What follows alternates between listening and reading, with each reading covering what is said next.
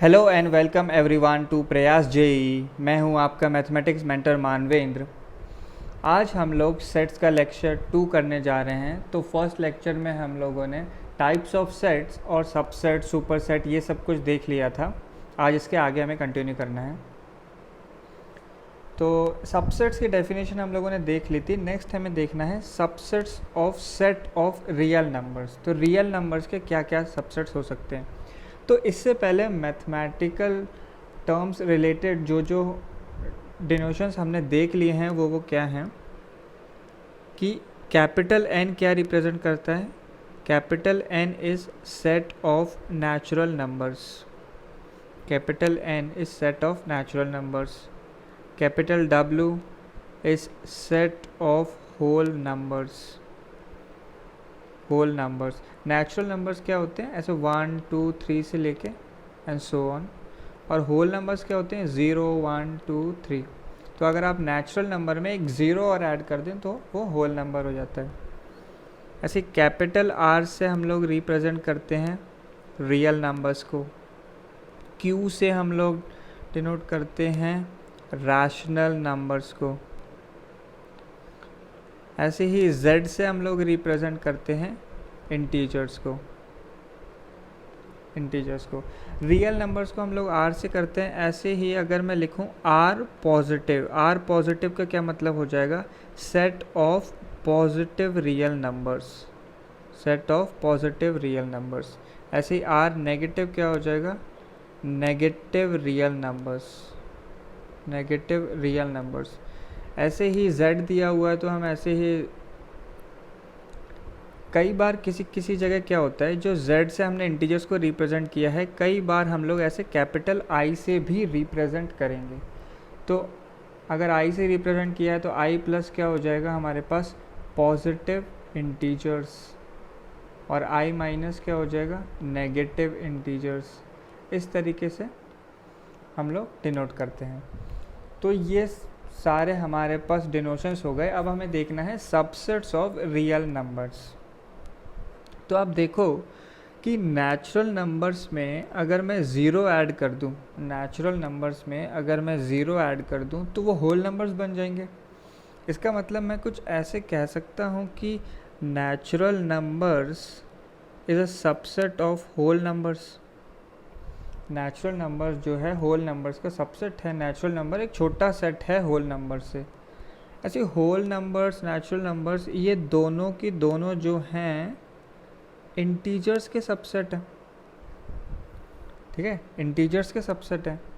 ऐसे इंटीजर्स जो हैं हमारे पास रैशनल नंबर का सबसेट है। इंटीजर जो है रैशनल नंबर का सबसेट है। और रैशनल नंबर जो है हमारे पास रियल नंबर्स का सबसेट है। तो इस तरीके से हम लोग सबसेट्स लिख सकते हैं। नेचुरल नंबर्स में सबसे छोटा सेट है, इसमें ज़ीरो ऐड कर दो तो आप होल नंबर्स मिल जाएंगे हमें। ऐसे ही होल नंबर्स में अगर आप नेगेटिव इंटीजर्स ऐड कर दोगे तो सारे इंटीजर्स मिल जाएंगे। इंटीजर्स में अगर आप फ्रैक्शनल नंबर्स और ऐड कर दें तो वो रैशनल नंबर्स मिल जाएंगे। और रैशनल में अगर इर्रैशनल भी आपने ऐड कर दिए तो आपको रियल नंबर्स मिल जाएंगे। ठीक है, होपफुली क्लियर होगा कि ये सीक्वेंस मैंने किस तरीके से लिखी है। नेक्स्ट आ जाता है हमारे पास पावर सेट। तो पावर सेट क्या होता है, the collection of all subsets of a set A is called the power set of A. ठीक है, तो हम लोगों ने सबसेट्स पढ़ा। हम लोगों ने सबसेट्स में क्या देखा कि अगर किसी सेट में अगर n एलिमेंट्स हैं तो उसके कितने सबसेट्स हो जाएंगे, 2 raise to the power n। ठीक है, ये चीज़ हमने देखी थी सबसेट्स में। अब क्या करें, जो हमने सबसेट्स लिखे उनका अगर मैं एक सेट बना दूं, जो सबसेट्स हमने लिखे उनका अगर मैं सेट बना दूं तो उसे हम लोग बोलते हैं पावर सेट। और इसे किसे डिनोट किया जाता है, P ऑफ A से। तो set of subsets is power set. ठीक है, तो किसी भी एक गिवन सेट के आप सारे सबसेट्स लिखो और उन सबसेट्स का एक सेट बना दो तो उसे हम पावर सेट कहते हैं। और इसे P ऑफ A से रिप्रेजेंट करते हैं। P ऑफ A से, अगर सेट का नाम A है तो उसका पावर सेट क्या होगा, P ऑफ A। तो आओ देख लेते हैं कैसे हम लोग पावर सेट निकालते हैं किसी सेट का। एक सेट A दिया है 1,2, इसमें 2 एलिमेंट्स हैं 1,2, तो 2 एलिमेंट्स हैं तो इसके नंबर ऑफ सबसेट्स कितने होंगे, 2⁻², 4 सबसेट्स होंगे हमारे पास। ठीक है, 4 सबसेट्स। तो 4 सबसेट्स क्या होते हैं, तो हमने कुछ नोट पढ़े थे लास्ट लेक्चर में कि empty set is a subset of all sets. तो पहला तो मैंने लिख दिया एम्प्टी सेट। अब इसमें जो है 2 एलिमेंट्स हैं, तो पहला मैंने एम्प्टी सेट लिखा, यानी एक भी एलिमेंट नहीं लिया। अब मैं सपोज एक एलिमेंट का सबसेट बना देता हूँ, तो एक एलिमेंट का सबसेट हो गया, ऐसे 1 आ गया, 2 आ गया, तो एक के इससे ज़्यादा मैं नहीं बना सकता। अब मैं 2 का बना लेता हूँ, तो 2 का ऑब्वियसली ये एक ही पॉसिबल है, और ये तो सेट इटसेल्फ हो गया। ठीक है, सेट इटसेल्फ हो गया। ठीक है, ये हमारा प्रॉपर सबसेट नहीं होता, सबसेट ज़रूर होता है, प्रॉपर नहीं है, इम्प्रॉपर होता है। तो ये जो 4 हैं इसके सबसेट्स बन गए। अब इन चारों का अगर मैं सेट बना दूं तो वो पावर सेट हो जाएगा। चारों का सेट कैसे बनाऊंगा, ऐसे इन चारों पे करली ब्रैकेट्स लगा दिए मैंने। तो अब ये एक सबसेट बन गया, इसे हम लोग P ऑफ A लिख सकते हैं। इसके अंदर 4 एलिमेंट्स हैं, पहला 5, फिर ये 1, फिर 2, फिर ये 1 और 2। तो ये हो गया पावर सेट ऑफ ए। सारे सबसेट्स लिखो और उनका सेट बना दो तो आपको मिल जाएगा पावर सेट। ठीक है, क्लियर है। नेक्स्ट एग्जांपल, एक सेट दिया हुआ है हमें कैपिटल X, जिसके अंदर कितने एलिमेंट्स हैं, n एलिमेंट्स दिए हुए हैं हमें, x1 से लेके xn तक n एलिमेंट्स दिए हुए हैं। तो अगर मैं इस सेट के अगर सारे सबसेट्स निकालूंगा तो वो कितने आएंगे, 2⁻n एलिमेंट्स आएंगे। इसके सारे सबसेट्स कितने आएंगे, टोटल 2⁻n। और उन 2⁻n का अगर मैं सेट बनाऊंगा तो वो P ऑफ X होगा। तो P ऑफ X का जो कार्डिनल नंबर है वो हमारे पास 2⁻n ही होगा। जितने सबसेट्स उतने ही पावर सेट में एलिमेंट्स होंगे, तो 2⁻n हो गया। नेक्स्ट अब वो पूछ रहे हैं cardinality of P of X। तो सबसे पहले तो मैंने P ऑफ X लिखा, तो P ऑफ X में कितने एलिमेंट्स हैं, 2⁻n एलिमेंट्स हैं हमारे पास। तो ये एक सेट हो गया P ऑफ X, इसमें कितने एलिमेंट्स हैं, 2⁻n। अब मुझे इस गिवन सेट का पावर सेट बनाना है, तो ऐसे P ऑफ X बनाना है। तो जो अंदर P ऑफ X लिखा है इसमें कितने एलिमेंट्स थे, 2⁻n। तो उसके पावर सेट में कितने एलिमेंट्स होंगे, 2⁻n। अगर n एलिमेंट्स तो कितने सबसेट्स होते हैं, 2⁻n। अगर 2⁻n एलिमेंट्स तो 2 की क्या पावर रेज कर दूंगा, 2⁻n। तो ये जो है हमारा फाइनल आंसर हो जाएगा। होपफुली क्लियर होगी ये चीज़। नेक्स्ट एग्जाम्पल पे आते हैं। If phi denotes null set then find P of phi। पिछले क्वेश्चन में हमें 2 बार पावर सेट निकालना था, इसमें हमें 3 बार निकालना है। ठीक है, क्लियर है।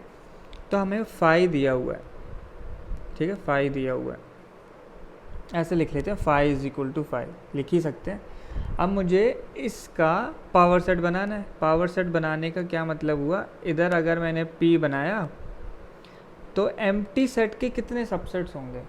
एम्प्टी सेट का मतलब हुआ कि उसके अंदर 0 एलिमेंट्स हैं, कोई भी एलिमेंट नहीं है, कोई भी एलिमेंट नहीं है। ठीक है, 0 एलिमेंट्स होते हैं, 0 एलिमेंट्स होते हैं तो उसके सबसेट्स कितने हो जाएंगे, 2⁻0। एक सबसेट होगा, इसका मतलब एक सबसेट वो क्या होगा, phi होगा। तो P of phi, power set of phi क्या हो जाएगा, एक एलिमेंट उसके अंदर क्या आ जाएगा, phi। इस तरीके से रिप्रेजेंट करेंगे। तो ध्यान रखना है P ऑफ phi क्या हो जाएगा, ऐसे phi पे करली ब्रेसेस जरूर लगाने होंगे। क्यों, क्योंकि ये जो P जो है सेट को रिप्रेजेंट करने लगता है, तो सेट के रिप्रेजेंटेशन में करली ब्रैकेट ज़रूर आएंगे। तो P ऑफ phi क्या हो गया, ऐसे phi पे हमारे करली ब्रैकेट्स लग गए। अब इस गिवन सेट के मुझे पावर सेट निकालना है। ठीक है, इसका पावर सेट यानी एक P मैंने बाहर लगा दिया। P लगाने का क्या मतलब होता है, हमें इसका पावर सेट निकालना है। तो पहले इसके सारे सबसेट्स मेंशन करूं, तो अब ये मेरे पास एक सेट दिया हुआ है जिसके अंदर एक एलिमेंट है phi। तो मैं सारे सबसेट्स लिखता हूं, तो कोई भी सेट दिया है उसका एक सबसेट तो क्या होगा, एम्प्टी, तो मैंने 5 लिख लिया। फिर अब इसके अंदर कोई एलिमेंट तो है ही नहीं, तो एक सेट इटसेल्फ ज़रूर होता है हमारे पास, एक सेट इटसेल्फ ज़रूर होता है। अब इन दो एलिमेंट्स का सेट बना दो तो पावर सेट हो गया। और एलिमेंट्स कैसे देख सकते हैं, देखो P ऑफ 5 में हमारे पास एक एलिमेंट था, और P ऑफ 5 क्या हो जाएगा कि हमें इसके सारे सबसेट्स का सेट बनाना है, तो उसमें कितने एलिमेंट्स आएंगे, 2⁻⁴ और 2 एलिमेंट्स आने चाहिए थे। तो देखो 2 ही एलिमेंट्स हैं, एक 5 है, एक ऐसे 5 पे करली ब्रैकेट्स लगे हुए हैं। नेक्स्ट हमें निकालना है P ऑफ 5। तो इस तरीके से जो पिछले स्टेप में दिया है इस पे एक पावर फंक्शन लगाना है। तो अब ये जो गिवन सेट है सेकंड स्टेप में हमारे पास, उसमें 2 एलिमेंट्स हैं, एक 5 और एक 5 पे करली ब्रैकेट्स लगे हैं। अब इसके मैं सारे सबसेट्स लिखता हूँ। तो पहला तो मैंने लिख दिया एम्प्टी सेट, ठीक है, एम्प्टी सेट लिख दिया। अब मैं क्या करूँगा, 2 एलिमेंट्स हैं तो एक एक करके मैं एक एक एलिमेंट्स का सबसेट बनाऊँगा। तो पहले मैंने 5 का सबसेट बनाया, ठीक है, ये 5 का बना मेरे पास। अब करली ब्रैकेट्स ऑफ 5 का सबसेट कैसे बनेगा, पहले तो एलिमेंट लिख दो एज इट इज़, और उस पर तुम्हें करली ब्रेसेस लगाने होंगे, इस तरीके से बनेगा ये एलिमेंट। तो एक एक करके सारे बना लिए। अब 2 का, तो 2 में यहाँ पे हमारे पास क्या है, 5 करली ब्रैकेट ऑफ 5, और इस पूरे पे आप ब्रैकेट लगाओगे, तो ये हो गया द सेट इटसेल्फ। और इन चारों पे ऐसे हम लोग फिर एक बड़ा करली ब्रैकेट लगाएंगे, तो ये जो है हमारा फाइनल आंसर हो जाएगा। होपफुली सबको समझ आ रही होगी चीज़। तो और हम लोग नंबर ऑफ़ एलिमेंट्स भी देख सकते थे कि P ऑफ 5 में 2 एलिमेंट है, तो फाइनली एक P और लगाओगे तो क्या आ जाएगा, 2⁻² एलिमेंट्स, 4 एलिमेंट्स आने चाहिए थे। तो देखो यहाँ पे 4 ही एलिमेंट्स हैं, ठीक है। नेक्स्ट क्वेश्चन पे आते हैं। Find the number of subsets of power set of A। तो पावर सेट का सबसेट निकालना है, तो पहले तो इसके नंबर ऑफ़ एलिमेंट्स कितने हो गए हमारे पास, नंबर ऑफ़ एलिमेंट जो हैं इसमें हमें 3 दिए हुए हैं, तो इसके पावर सेट में कितने नंबर ऑफ़ एलिमेंट्स आएंगे, 2⁻3, 8 आएंगे। अब ये पूछता है इस पावर सेट के कितने सबसेट्स बनेंगे। तो ये जो गिवन सेट है इसके अगर मुझे सबसेट्स कोई पूछे तो वो कितने बनेंगे, इसमें नंबर ऑफ़ एलिमेंट्स 8 है, तो 2⁻8 बनेंगे, ठीक है। कितना बनेगा, 2⁻8 बनेगा, तो वो कितना होता है हमारे पास, 256। तो होपफुली क्लियर हो गई होगी आपको ये चीज़, हम कैसे देख रहे हैं पावर सेट निकालना, कैसे कितने एलिमेंट्स आएंगे। बस इतना ध्यान रखना है, सब n एलिमेंट्स हैं किसी सेट में तो उसके 2⁻n सबसेट्स होंगे, बाकी सब आप आसानी से कर लेंगे। नेक्स्ट डेफिनेशन आ जाती है हमारे पास यूनिवर्सल सेट की। तो यूनिवर्सल सेट, तो ये जो वर्ड यूनिवर्सल लिखा हुआ है ये हमारे पास कहाँ से आया है, यूनिवर्स से। यूनिवर्स क्या चीज़ है, यूनिवर्स वो चीज़ है जिसमें हर एक चीज़ आती है। कोई भी चीज़ जो इस दुनिया में है या फिर इस दुनिया के बाहर भी है वो यूनिवर्स के अंदर आती है। कोई भी चीज़ हो XYZ सब यूनिवर्स के अंदर आता है। तो इसी तरीके से यूनिवर्सल सेट होता है। हम जो सेट सोच सकते हैं कोई भी क्वेश्चन करते समय या कुछ भी पढ़ते समय, जो सेट्स हमारे दिमाग में आ सकते हैं वो सारे की सारे को मिला के हम बोल देते हैं यूनिवर्सल सेट। तो यूनिवर्सल सेट जितने भी सेट्स आप सोच सकते हैं उन सब का सुपर सेट है। तो it is a set which includes all the sets under consideration. तो all the sets under consideration, जो भी सेट्स के बारे में आप सोच रहे हैं वो सब का जो सुपर सेट है वो यूनिवर्सल सेट है। That is it is a super set of each of the given set. ठीक है, क्लियर होगी ये चीज़। Thus, a set that contains all the elements in a given context is called universal set। जिस भी question की या problem की बात हो रही होगी उसमें जो भी सेट्स इन्वॉल्व हैं वो सारे की सारे यूनिवर्सल सेट के अंदर आएंगे। It is denoted by capital U। ठीक है, यूनिवर्सल को डिनोट करने के लिए हम लोग कैपिटल U लगाते हैं। तो सपोज किसी क्वेश्चन में हमारे पास एक सेट है A 1 2 3, B 2 4 5 6, C 1 3 5 7। तो यूनिवर्सल सेट क्या होगा, इन सब का सुपर सेट, मतलब इन सब के सारे एलिमेंट्स इसमें आएंगे ही आएंगे। सारे एलिमेंट अगर मैं लिस्ट डाउन करूँ तो वो क्या बन जाएंगे, 1 2 3 4 5 6 एंड 7।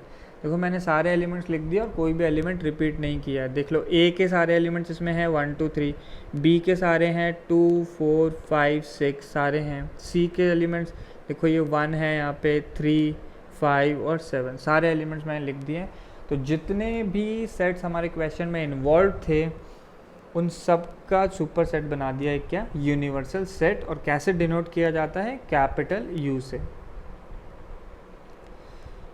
नेक्स्ट टॉपिक है वेन डायग्राम्स। ये बड़ा ही इम्पॉर्टेंट है, इससे बहुत सारे प्रॉब्लम्स हम सॉल्व करते हैं। इनफैक्ट मेजॉरिटी क्वेश्चंस हम लोग सेट्स चैप्टर में वेन डायग्राम्स के थ्रू ही करेंगे। वेन डायग्राम्स को यूलर डायग्राम भी बोल दिया जाता है। तो the diagrams drawn to represent sets are called Venn diagrams, या फिर मैं कह सकता हूँ कि पिक्टोरियल रिप्रेजेंटेशन ऑफ सेट्स।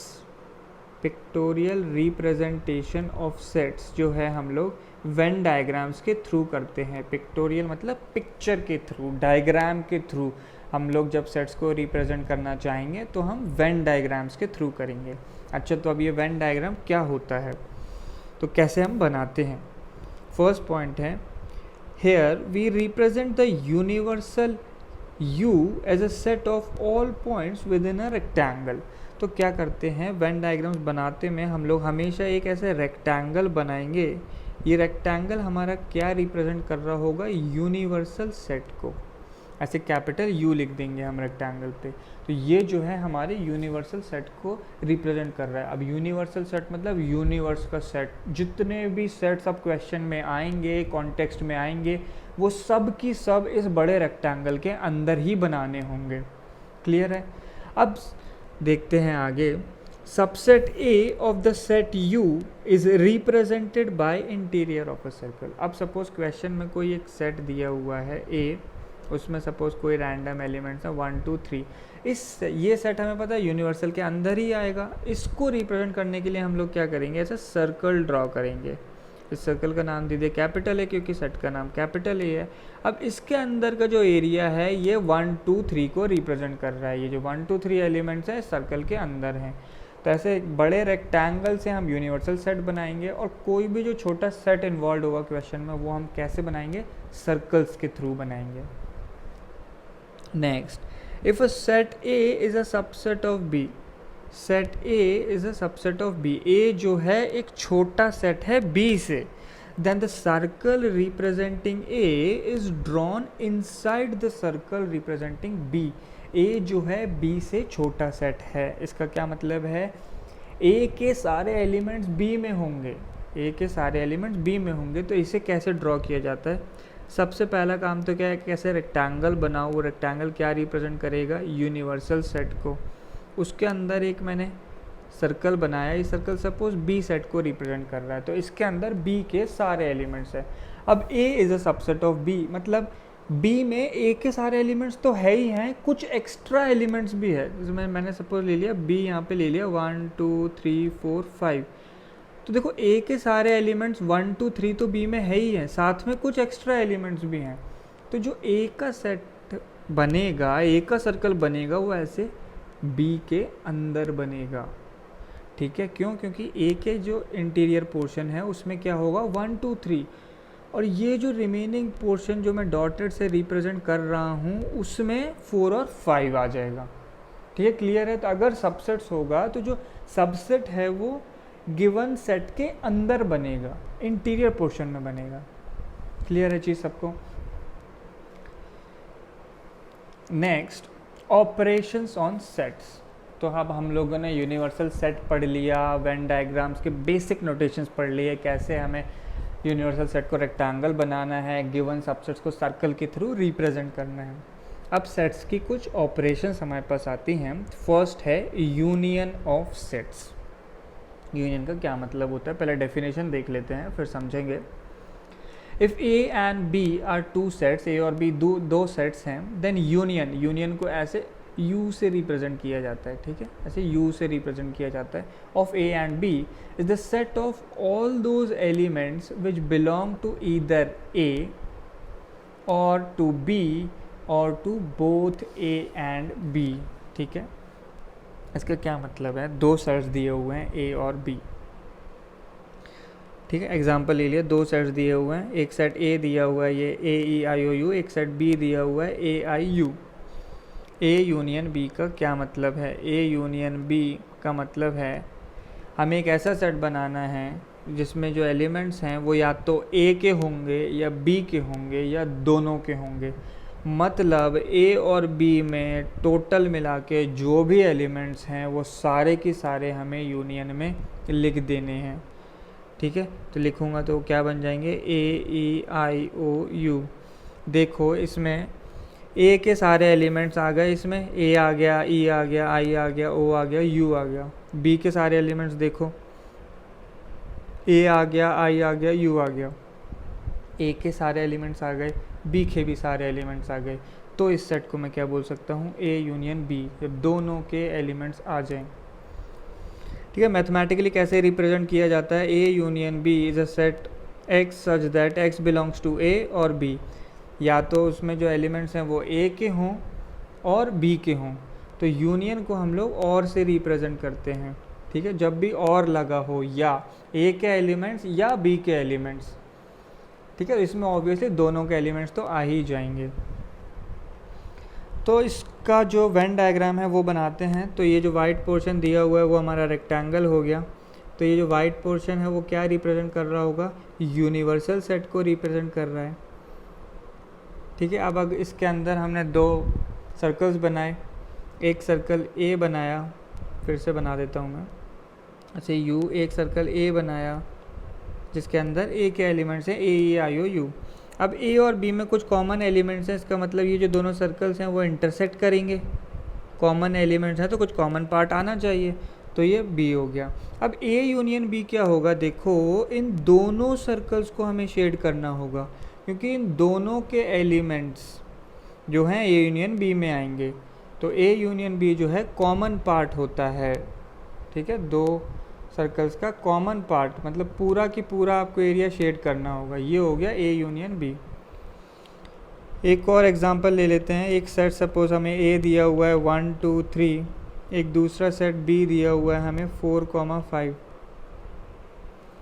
तो इनका A यूनियन B हमें निकालना है। A यूनियन B का क्या मतलब है, A और B दोनों के सारे एलिमेंट्स को लिख दो बिना रिपीट करे, तो क्या हो जाएंगे 1 2 3 4 एंड 5, ठीक है। ये यूनियन B हो गया। A के सारे एलिमेंट्स आ गए 1 2 3, B के सारे एलिमेंट्स आ गए 4 एंड 5, ठीक है। इसका अगर मैं वेन डायग्राम ड्रॉ करूं तो ये पहले रेक्टेंगल बनाया कैपिटल U, एक A का सर्कल बनाया जो 1 2 3 को रिप्रेजेंट कर रहा है।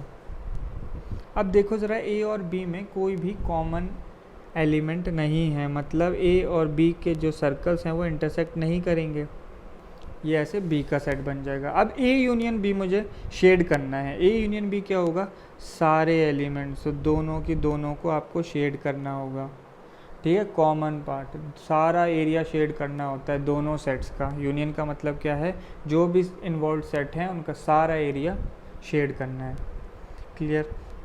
नेक्स्ट ऑपरेशन की ओर चलते हैं। नेक्स्ट है इंटरसेक्शन ऑफ सेट्स। पहले डेफिनेशन देख लेते हैं। If A and B are two sets then intersection, intersection कैसे, उल्टे U से, यूनियन का बिल्कुल उल्टा आ जाता है हमारे पास, उल्टे U से रिप्रेजेंट करते हैं। If A and B are two sets then intersection of A and B is the set of all those elements which belong to A and B। A और B दोनों में जो लाई करें, ठीक है, क्लियर है। A और B दोनों में लाई करें, जो कॉमन पोर्शन आएगा ना A और B का, कॉमन पोर्शन उसको शेड करना है हमें, ठीक है। ऐसे एलिमेंट जो A और B दोनों में लाई करें। तो ये एक सेट A दिया हुआ है AEIOU, एक सेट B दिया हुआ है AIU। तो A इंटरसेक्शन B का क्या मतलब है, मुझे ऐसे एलिमेंट्स इस सेट के अंदर लिखने हैं जो दोनों में, both A and B, A और B दोनों में लाई करें। तो जो भी कॉमन एलिमेंट्स हैं वो हमें लिस्ट डाउन करने होते हैं इंटरसेक्शन में। तो कॉमन क्या है, देखो दोनों में A है हमारे पास, दोनों में i है हमारे पास और दोनों में u भी है। तो क्या क्या एलिमेंट्स आ जाएंगे, a, i एंड u, ये हो जाएगा a इंटरसेक्शन b। जो भी कॉमन एलिमेंट्स हैं उन्हें लिस्ट करना है। एंड आता है यहाँ पे, तो मैथमेटिकल रिप्रेजेंटेशन क्या बन जाता है, a intersection b is equal to x such that x belongs to a and x belongs to b, दोनों में होना चाहिए x। तो इंटरसेक्शन ऑफ सेट्स को हमें ऐसे एंड से सोचना है, यूनियन मतलब और इंटरसेक्शन मतलब एंड मतलब कॉमन पार्ट, और मतलब जब हमें ऑप्शन मिलता है या तो A या B, इस तरीके से हमें सोचना होता है। आओ इसका हम लोग पिक्टोरियल रिप्रेजेंटेशन देख लेते हैं, वेन डायग्राम कैसे बनाना है। तो पहले तो ये हमने एक वाइट रेक्टेंगल बनाया, इसे हम लोग क्या बोलेंगे, यूनिवर्सल सेट। फिर दो सर्कल्स ड्रॉ करें, ठीक है, रैंडमली सपोज कोई दो सेट दिए थे तो उनके लिए दो सर्कल्स बनाए हमने, ए और बी।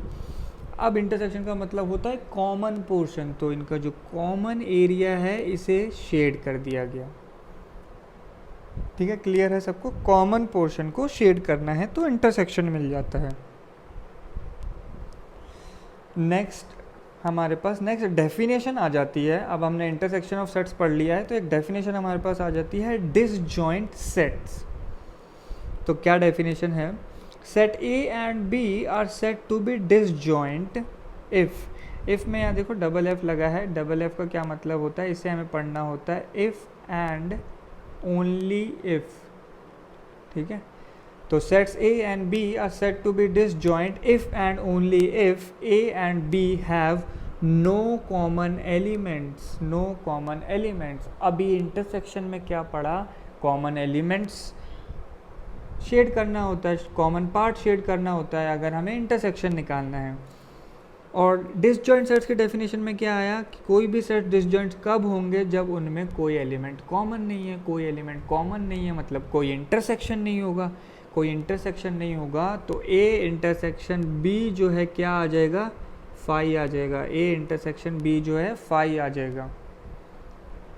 ठीक है, इसका क्या मतलब है, अगर मैंने सपोज वेन डायग्राम ड्रॉ किया ऐसे यूनिवर्सल सेट और एक सेट ए लिया और बोला क्या जा रहा है कि ए और एक सेट मुझे बी भी बनाना है, तो ए और बी में कोई कॉमन पार्ट नहीं है, मतलब इन सर्कल्स में कोई भी ओवरलैपिंग नहीं होगी, कोई भी ओवरलैपिंग नहीं होगी। तो ए इंटरसेक्शन बी जो है फाई होगा, कुछ भी कॉमन नहीं आएगा, ए इंटरसेक्शन बी एम्प्टी सेट होगा।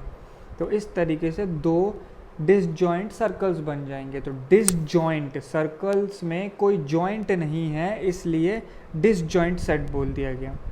ठीक है, होपफुली क्लियर होगा, जो सर्कल्स हैं वो बिल्कुल भी ओवरलैप नहीं करेंगे। तो एग्जांपल देखते हैं हम लोग, if A is equal to 1 2 3, B is equal to 4 5 6 and C is equal to 4 7 9। तो हम लोग इन्हें ड्रॉ कर इंटरसेक्शन निकालते हैं। ए इंटरसेक्शन बी हम लोग निकालते हैं।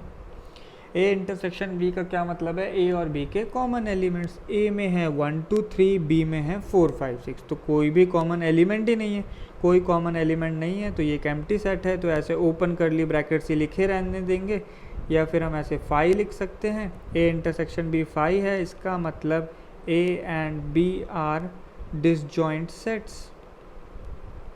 ए and B are disjoint sets, कोई भी जॉइंट नहीं होगा इनके सर्कल्स में। इसका जो डायग्राम है वो कुछ इसी तरीके से बनेगा जो हमने यहाँ ड्रॉ किया हुआ है। अब हम लोग बी और सी का इंटरसेक्शन निकालने की कोशिश करते हैं। बी और सी का इंटरसेक्शन मतलब बी और सी का कॉमन पार्ट। बी में 4 5 6 है, सी में 4 7 9 है, तो जो 4 है वो दोनों में कॉमन है। तो बी इंटरसेक्शन सी क्या आ जाएगा, ऐसे एक एलिमेंट आएगा 4, एक ही एलिमेंट है तो ये कैसे सेट होगा, सिंगलटन सेट होगा। B intersection C is a singleton set. Next example, set of even natural number and odd natural number. तो हमें पता है कि इवन नंबर कभी भी ऑड नहीं हो सकता और ऑड नंबर कभी भी इवन नहीं हो सकता। तो अगर इनके सेट्स के सर्कल्स ड्रॉ किए जाएंगे तो उनमें कोई ओवरलैपिंग नहीं होगी, कोई कॉमन पार्ट नहीं होगा, तो ये डिसजॉइंट सेट्स हैं। नेक्स्ट हमारे पास ऑपरेशन ऑन सेट्स आ जाता है डिफरेंस ऑफ टू सेट्स। तो डिफरेंस का मतलब ही क्लियर है, डिफरेंस का मतलब क्या, सब्ट्रैक्शन होता है। तो एक सेट में से दूसरे सेट के एलिमेंट सब्ट्रैक्ट कर दिए तो डिफरेंस ऑफ सेट बन गया हमारे पास। ठीक है, इसकी डेफिनेशन क्या आ जाएगी, if A and B are two sets then the difference of A and B is the set of all those elements of A which do not belong to B। क्या मतलब हुआ, हमें difference of A and B निकालना है। Difference of A and B मतलब A में से B के एलिमेंट्स सब्ट्रैक्ट कर दो, तो इसे हम लोग क्या बोल रहे हैं, difference of A and B, A में से बी के एलिमेंट सब्ट्रैक्ट कर दो।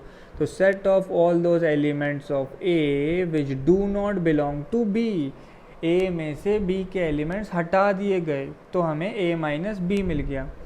ऐसे ही b माइनस ए क्या होगा, b के एलिमेंट्स में से a के एलिमेंट सब्ट्रैक्ट कर दो तो b माइनस ए मिल जाएगा। ठीक है, क्लियर है सबको। तो अगर मैं इसका डायग्राम ड्रॉ करना चाहूँ तो कैसा बनेगा, देखो यहाँ पे ये वाइट को हम लोग यूनिवर्सल सेट मान लेते हैं, रेक्टेंगल को। एक सर्कल हमें a का दिया हुआ है, एक सर्कल हमें a का दिया हुआ है इस तरीके से, और एक सर्कल b का दिया हुआ है। ए और बी में कुछ ओवरलैपिंग है, तो ये जो पोर्शन बीच में दिया हुआ है इसको मैंने डॉटेड कर दिया है, ये पोर्शन कॉमन था। ए माइनस बी का क्या मतलब है, ए में से बी का पोर्शन सब्ट्रैक्ट करो। तो जो पूरा ये जो ग्रीन सर्कल मैं बना रहा हूँ वो ए है, उसमें से ये डॉटेड पोर्शन हमें सब्ट्रैक्ट करना है क्योंकि ये डॉटेड पोर्शन बी का है। तो रिमेनिंग सेट क्या रह जाएगा, ये जो कलर्ड पोर्शन हमारे पास है, ये जो कलर्ड पोर्शन है वो क्या रिप्रेजेंट कर रहा है, a माइनस बी।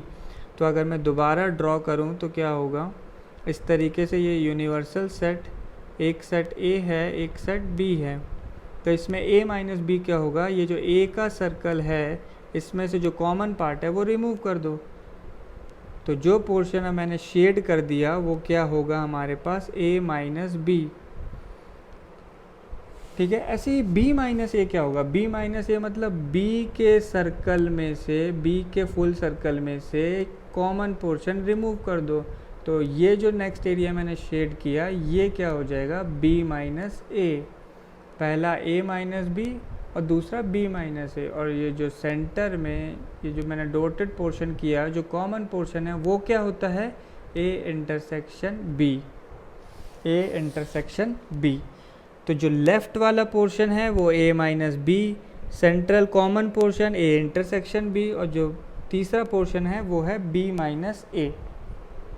तो आप लोग देखो ज़रा कि जब हम लोगों ने फर्स्ट ऑपरेशन ऑन सेट्स पढ़ा तो वो था यूनियन ऑफ सेट्स। तो यूनियन का क्या मतलब होता है, जो भी पोर्शन हो सर्कल्स का उन्हें शेड करना है, जो भी पोर्शन हो उसे शेड करना है। तो a यूनियन b, देखो मैं ऐसे लिख सकता हूँ इसे, a minus B plus a intersection b plus b minus a, इस तरीके से लिखा जा सकता है। क्योंकि देखो इन तीनों को अगर मैं मिला दूँ तो जो पोर्शन शेड हो जाएगा वो a यूनियन b ही होगा।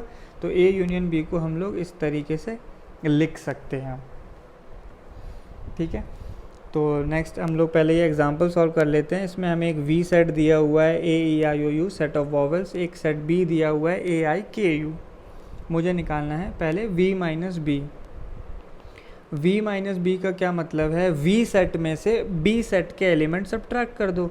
तो वी में है ए ई आई ओ यू, उसमें से बी के एलिमेंट सब्ट्रैक्ट कर दो। तो ये जो ए जो है दोनों में कॉमन है तो ए हट जाएगा, ए सेट में नहीं आएगा। ई जो है केवल वी में है, ई आएगा हमारे पास। आई जो है दोनों में है तो आई नहीं आएगा, आई सब्ट्रैक्ट हो जाएगा। ओ आ जाएगा हमारे पास, यू दोनों में कॉमन है तो यू सब्ट्रैक्ट हो जाएगा। तो दो ही एलिमेंट्स आएंगे, वी माइनस बी में दो ही एलिमेंट्स आएंगे, ई और ऊ, ई और ओ। तो वी के सेट में से हमने बी के एलिमेंट्स सब्ट्रैक्ट कर दिए। नेक्स्ट आ जाते हैं बी माइनस वी पे। अब क्या करना है, b के एलिमेंट्स में से v के एलिमेंट सब्ट्रैक्ट करने हैं। तो मैक्सिमम पॉसिबल इसमें कितने एलिमेंट्स आ सकते थे, 4, क्योंकि b सेट में हैं ही 4 एलिमेंट्स। इन 4 में से भी हमें वो एलिमेंट सब्ट्रैक्ट करने हैं जो V में लाई करते हैं। तो V में इनमें से कौन कौन से लाई करते हैं, A, I और U। तो इसमें केवल एक ही एलिमेंट आएगा, वो क्या, K। ठीक है, वो फुली सारी चीज़ें क्लियर होंगी। अब मैथमेटिकल रिप्रेजेंटेशन कैसा है A माइनस बी का, तो A minus B is equal to x such that x belongs to A and x does not belong to B, A minus B. तो A माइनस बी का मतलब हो गया वो एलिमेंट सिर्फ A में है, B में नहीं होना चाहिए। ठीक है, इस तरीके से हम लोग लिख सकते हैं। बाकी दोनों जो हैं इसी को दूसरे तरीके से लिखने के रिप्रेजेंटेशन हैं।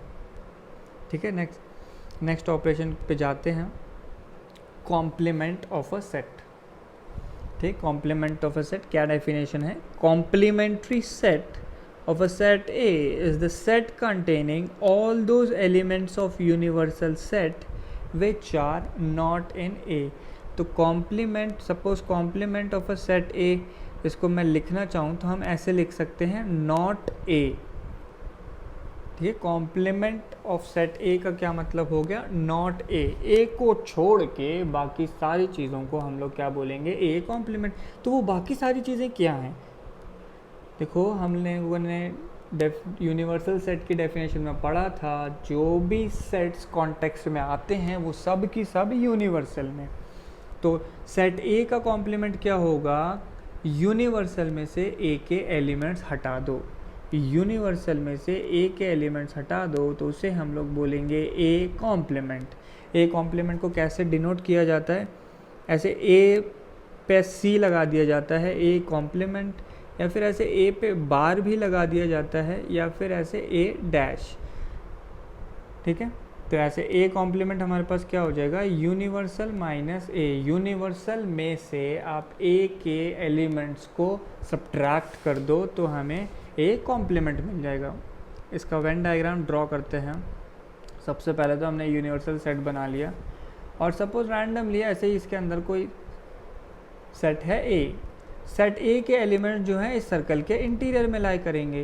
तो ए बार या ए कॉम्प्लीमेंट क्या हो गया, वो एलिमेंट जो ए के अंदर नहीं है, यूनिवर्सल में है। तो ये जो आउटर पोर्शन ऑफ सर्कल हो जाएगा, ये जो आउटर पोर्शन ऑफ सर्कल हो जाएगा, ये किसको रिप्रेजेंट कर रहा होगा, ए बार को, ए कॉम्प्लीमेंट को। ठीक है, तो इसकी मैथमेटिकल डेफिनेशन क्या है, A complement equal to x such that x belongs to universal. Universal में लाई करेगा बट ए में नहीं होना चाहिए। ए का कॉम्प्लीमेंट का क्या मतलब है, ए में नहीं होना चाहिए।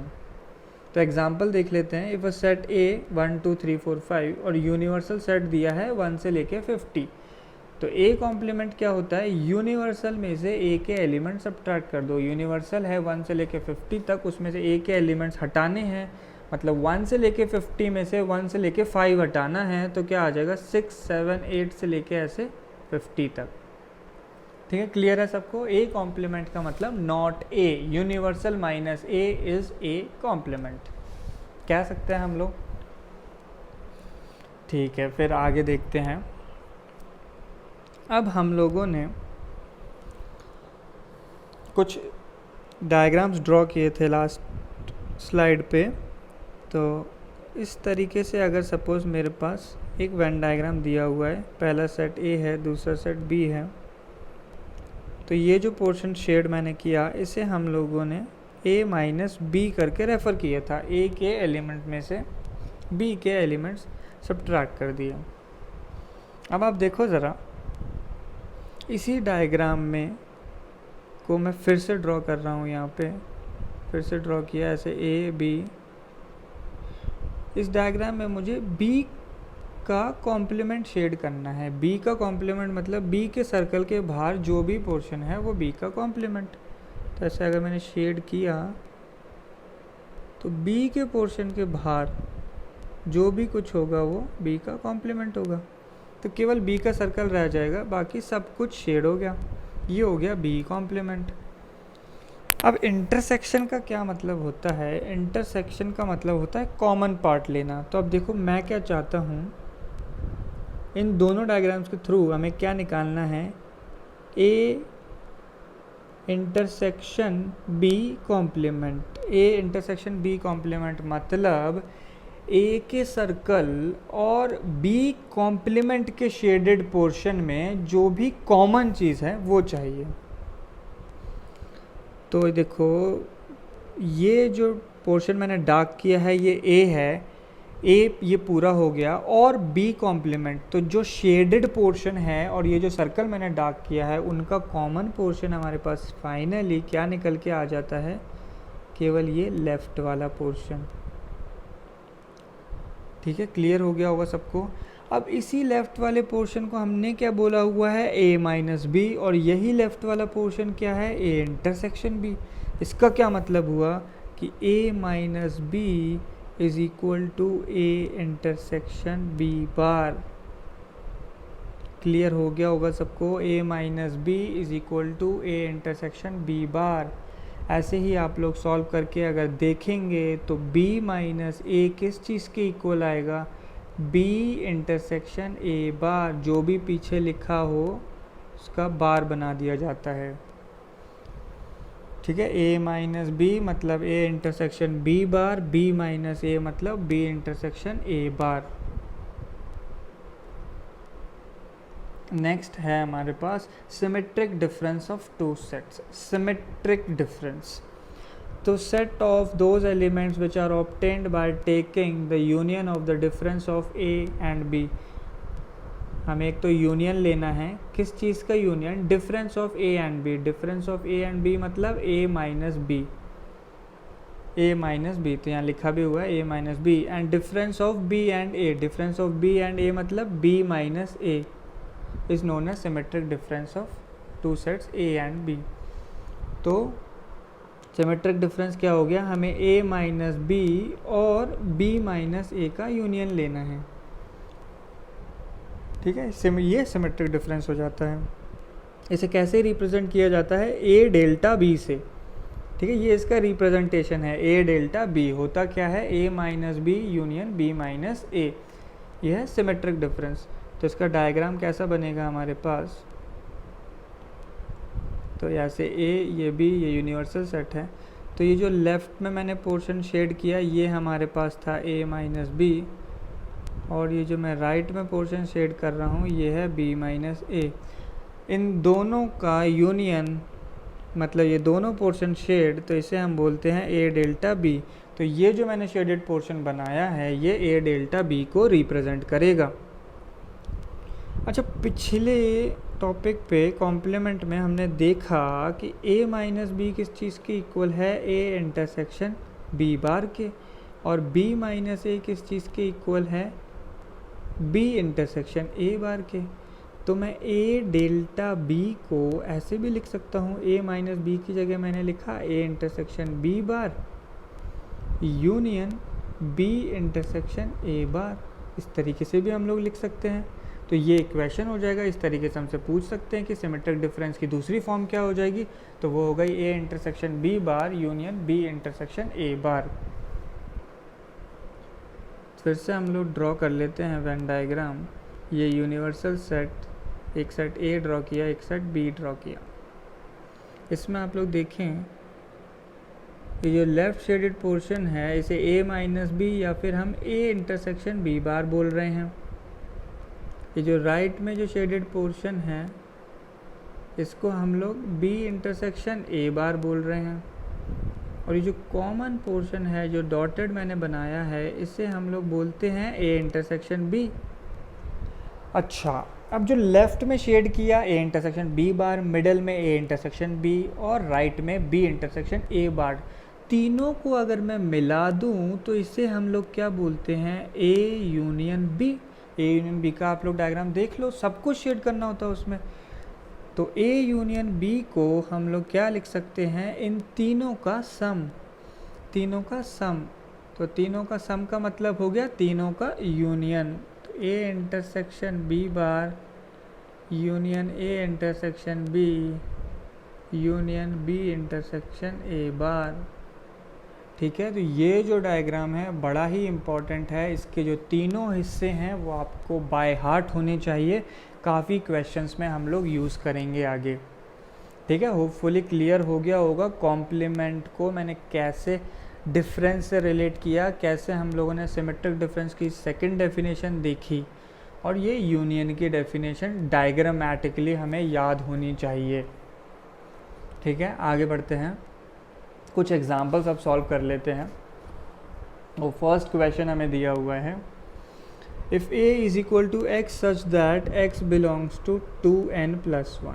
2n+1 देखते ही कुछ याद आता है, क्या चीज़, कि किसी भी ऑड नंबर को हम लोग 2n+1 की फॉर्म में लिख सकते हैं, बिल्कुल लिख सकते हैं। क्लियर है ये चीज़, ये तो आप लोगों ने 9-10 में ही पढ़ लिया होगा। नेक्स्ट है सेट b क्या है, x such that x is equal to 2n। 2n देख के भी एक चीज़ याद आता है कि हम लोग किसी भी इवन नंबर को 2n की फॉर्म में लिख सकते हैं। आप n की वैल्यू 1 रखो तो 2 मिल गया, 2 रखो 4 मिल गया, 3 रखी 6 मिल गया, तो 2n मतलब इवन होता है। Then find a union b। a union b मतलब ऑड नंबर और इवन नंबर को मिला के क्या बनेगा, दोनों को मिला के मैं सोचूं, मैं ऑड और इवन इन दोनों को मुझे मिलाना है, तो ऑड और इवन दोनों को मिला के हमारे पास क्या बनेगा, सारे की सारे इंटीजर्स बन जाएंगे। क्लियर है ये चीज़, ऑड नंबर और इवन नंबर्स को अगर मैं मिला दूं तो सारे की सारे इंटीजर्स मिल जाएंगे। देख लेते हैं हम लोग, तो a is equal to, a क्या है, ऑड नंबर्स का सेट, n की वैल्यू जो है z है, n z है, z मतलब होता है हमारे पास इंटीजर, तो n की वैल्यू सपोज मैंने -2 रखी, तो 2n+1 में n की वैल्यू -2 रखी, तो हमारे पास क्या बन गया, -4 + 1, ये कितना हो गया हमारे पास -3। ठीक है, ऐसे ही पहले इन्फिनिटी से शुरू होगा, फिर -3, ऐसे ही अब n की वैल्यू जो है मैंने -1 रख दी, -1 रखने पे मुझे क्या मिल जाएगा, -1, n की वैल्यू 0 रख दी तो क्या मिल जाएगा 1, n की वैल्यू 1 रख दी तो क्या मिल जाएगा 3, 5 एंड सो ऑन, ऐसे चलते जाएगा। ऐसे ही b आप देखो इवन नंबर्स का सेट है, इस तरीके से बनेगा, माइनस इन्फिनिटी से शुरू होगा, फिर -2, 0, 2, 4, इस तरीके से ये भी चलते जाएगा। तो इन सब को अगर आप मिलाओगे तो आपको सारे के सारे इंटीजर्स मिल जाएंगे।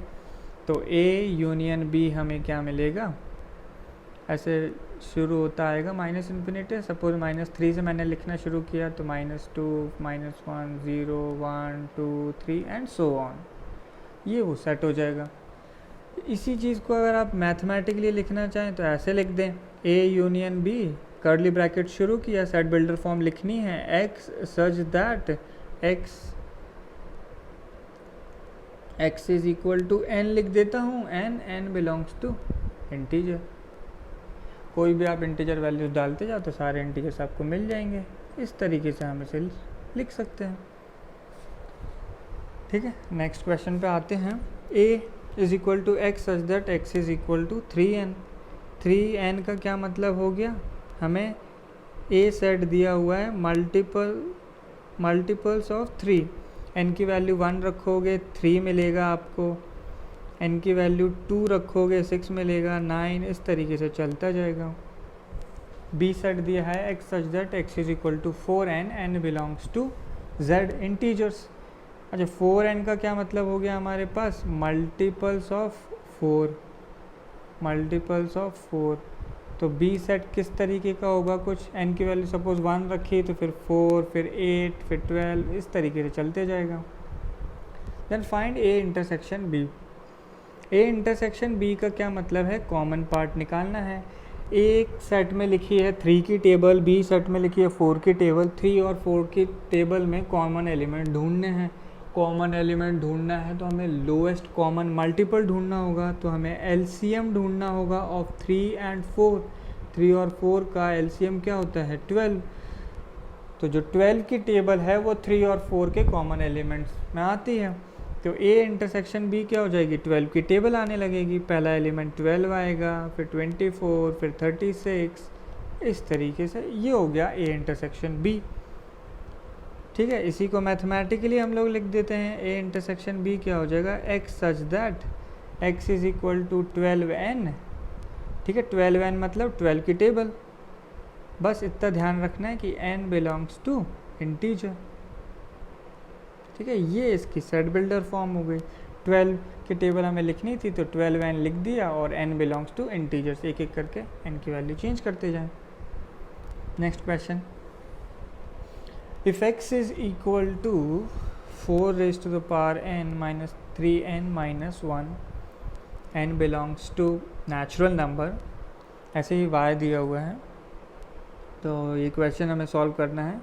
ये क्वेश्चन जो है हमें जेई मेंस का प्रीवियस ईयर क्वेश्चन है, 2014 का क्वेश्चन है। ठीक है, जेई मेंस 2014 का क्वेश्चन है। एक सेट x दिया है, एक सेट y दिया है, उनका यूनियन निकालना है। सबसे पहले सेट x लिख लेते हैं। जो स्मॉल n है वो नेचुरल नंबर को बिलोंग करता है। नेचुरल नंबर्स क्या होते हैं, 1 2 3 एंड सो ऑन। तो n की वैल्यू मैंने 1 रखी, तो 4 raised to the power 1 minus 3 minus 1 जो है 0 हो गया। n की वैल्यू फिर मैंने 2 रखी, -3 इंटू 2 माइनस 1, तो 16 माइनस 6 जो है 10 हो गया। 10 माइनस 1 इज़ 9। n की वैल्यू 3 रख देते हैं। 4 cube minus 3 into 3 minus 1, 4 cube is 64, minus 3 into 3 is 9 minus 1, तो ये हो गया 54। ठीक है, तो x सेट को जो इस तरीके का है 0 9 54 and so on. y set लिख लेते हैं। y सेट है 9 इंटू n माइनस 1 और n बिलोंग्स टू नेचुरल दिया हुआ है। n की वैल्यू 1 रखते हैं तो ये टर्म 0 हो जाएगा। n की वैल्यू 1 पे वैल्यू 0, n की वैल्यू 2 रखने पे ये हमें मिल गया 2 माइनस 1 इज़ 1, तो 9 आ जाएगा। n की वैल्यू 3 रखने पे 3 माइनस 1 2, 9 इंटू 2 इज़ 18। ऐसे n की वैल्यू 4 रखने पे मिल जाएगा 27। तो 0 9 18 27 एंड सो ऑन, इस तरीके से y सेट हमें मिल जाएगा। अब हमें पूछा गया है x यूनियन y, यानी हमें वो सारे एलिमेंट्स लिखने हैं जो इसमें आए।